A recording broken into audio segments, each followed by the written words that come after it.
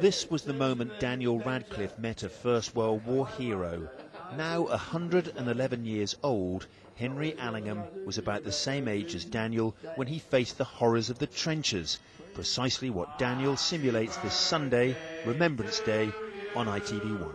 Happy birthday to you! It's his 18th birthday. Jack, son of author Rudyard Kipling, spends it in appalling conditions at the front during the Battle of Loos. Jack had actually failed his medical. His eyesight was so poor. A cause for celebration, you might think, but his father, Kipling, pulled strings to get his son called up. Cruel, you probably believe, but as Daniel explains, Jack wanted to go too. In the climate of that time, I suppose it was almost just a done thing. If you were young and able-bodied, and you were passionate about the war, and you wholeheartedly believed in it. Kipling is played by David Haig, who bears a striking resemblance to the author.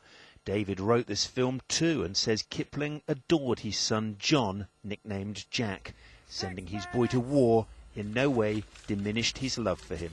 He was never a victim, as you say, Dan. That all John Kipling's peers wanted to fight for king and country. It was the last of those wars where those values were adhered to, rightly or wrongly, And any pressure that Kipling did put on him was only part and parcel of the flavour of the time, really.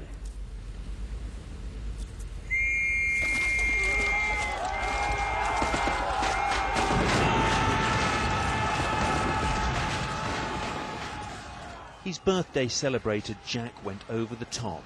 Another teenager thrust into a bloody conflict that killed millions. The reaction when I first got into the trenches on this film was just one of...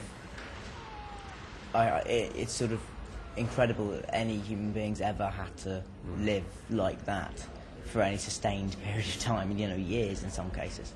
And so I suppose you take less...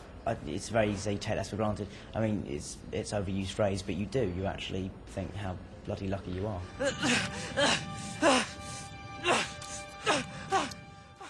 After just 3 weeks in France and unable to see a thing, Jack Kipling was killed in action. From tomorrow, an exhibition here remembers him. His family never saw Jack again. And to this day, his body has never been found. Phil Bales, London Tonight, the Imperial War Museum.